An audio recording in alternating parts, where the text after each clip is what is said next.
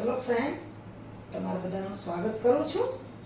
આજે હું લઉં છું ત્રિકોણના પ્રકાર અને ત્રિકોણના ખૂણાઓને આધારે ત્રિકોણના પ્રકાર આપણે આજે જોઈશું. તો ત્રિકોણના પ્રકાર.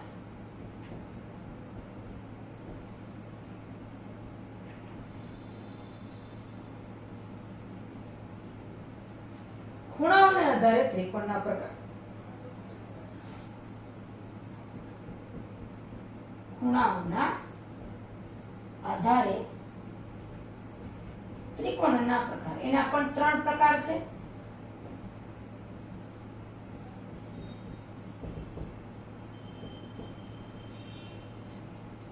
ખૂણો આપણને ખબર છે, જે ખૂણાનું માપ 90 અંશથી નાનું હોય એને લઘુકોણ કહેવાય.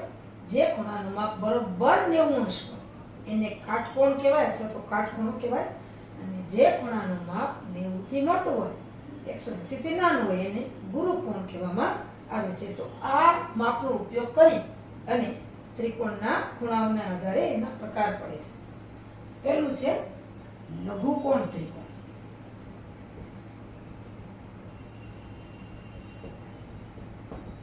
લઘુકોણ ત્રિકોણ એટલે એવો ત્રિકોણ કે જે ત્રિકોણના 3 ખૂણાઓનું માપ 90 કરતા નાનું છે. લઘુ એટલે કે નાનું. ધારો કે એમ લખો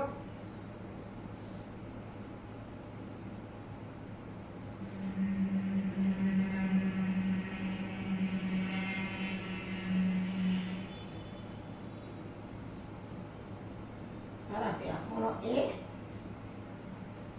B અને C છે. આ જે ખૂણો છે એ 3 ખૂણાનું માપ 90 કરતા નાનું હોય તો એને લઘુકોણ ત્રિકોણ કહેવાય. ખૂણો A લેસ ધેન 90 એટલે કે 90. ખૂણો B એ પણ લેસ ધેન 90 એટલે 90 કરતા નાનો. અને ખૂણો C પણ લેસ ધેન 90 એટલે કે 3 ખૂણાનું માપ જો 90 કરતા નાનું હોય તો એવા ત્રિકોણને લઘુકોણ ત્રિકોણ કહેવામાં આવે છે. ત્યાર પછી આપણે બીજું લઈએ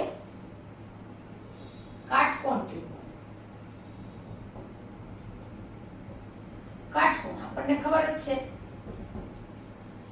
કાટકોણ ત્રિકોણ જે ત્રિકોણમાં કોઈ પણ એક ખૂણાનું માપ બરોબર 90 હોય તો એવા ત્રિકોણને કાટકોણ ત્રિકોણ કહેવામાં આવે છે.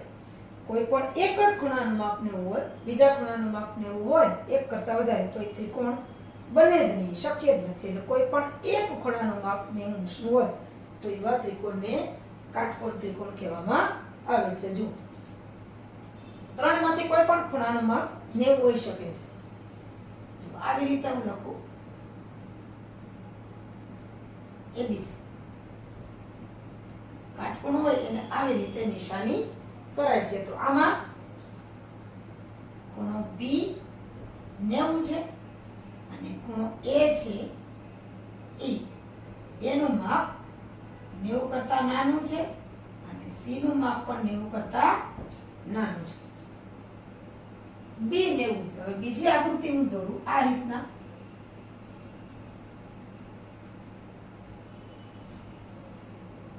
તો આ ABC છે.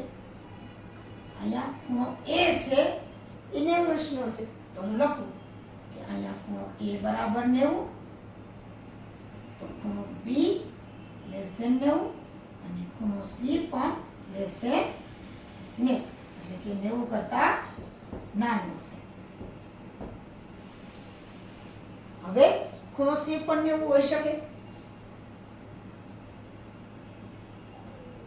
આવી રીતે જો આકૃતિ હોય તો આ A છે, આ B છે અને C છે. તો ખૂણો C પણ 90 હોઈ શકે. કોઈ પણ ખૂણો 90 હોય એક ખૂણો તો એને કાટકોણ ત્રિકોણ કહેવાય. તો આમાં હું લખું છું ખૂણો C 90, ખૂણો A લેસ ધેન 90 અને ખૂણો B પણ લેસ ધેન 90. 90 કરતા નાનો છે. હવે ત્રીજો જે પ્રકાર છે એ છે ગુરુકોણ ત્રિકોણ. ગુરુકોણ, ગુરુ એટલે મોટો, આપણને ખબર છે. લઘુ એટલે નાનું, ગુરુ એટલે મોટું. ત્રિકોણના કોઈ પણ એક ખૂણાનું માપ 90 થી મોટું હોય અને 180 થી નાનું હોય તો એવા ત્રિકોણને ગુરુકોણ ત્રિકોણ કહેવાય. આમાં પણ આની જેમ કોઈ પણ એક જ ખૂણાનું માપ 90 કરતા મોટું હશે, બાકીના બે ખૂણા છે એ 90 કરતા નાના હશે. તો એની પણ આપણે આકૃતિ દ્વારા સમજ કરી લઈએ. ધારો કે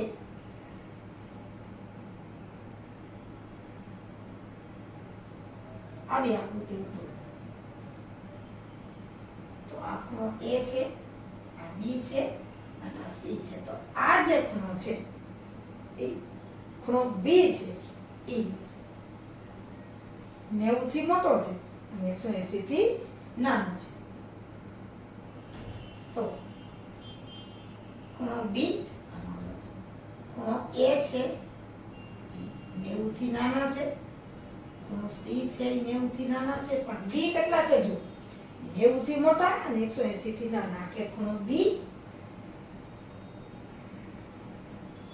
greater than 90 અને less than 180. 90 થી મોટો અને 180 થી નાનો. હવે આ રીતે પણ આપણે બીજી આકૃતિ પણ દોરી શકીએ. દાખલા તરીકે ખૂણો A માં લો.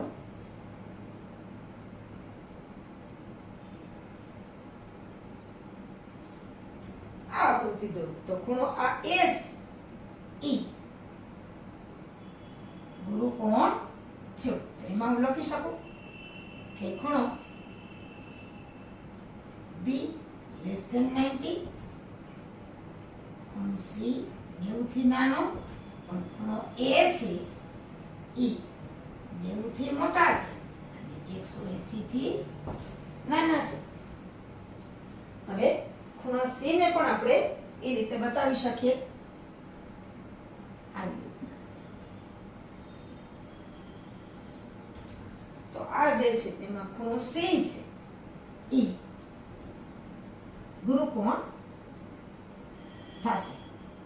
તો આમાં ખૂણો A less than 90, ખૂણો B less than 90, પણ ખૂણો C છે એ 90 થી મોટો છે આની જેમ અને 180 થી નાનો છે.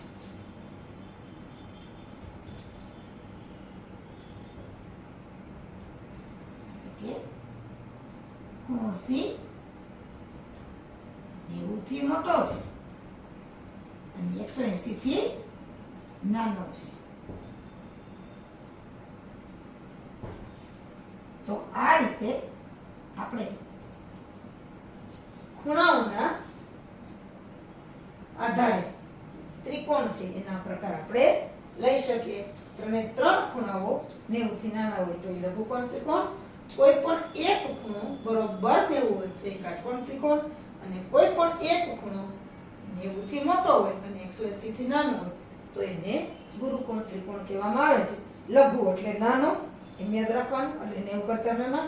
ગુરુ એટલે મોટો, એટલે કે 90 કરતા મોટો પણ 180 થી નાનો. અને કાટકોણ એટલે કાટખૂણો, આપણને ખબર છે 90 અંશનો. અને આ રીતે ત્રિકોણના પ્રકાર છે એ ખૂણાઓના આધારે પણ ત્રિકોણના 3 પ્રકાર પડે છે. અને આ રીતે દાખલાઓમાં આનો ઘણી બધી જગ્યાએ ઉપયોગ થાય છે.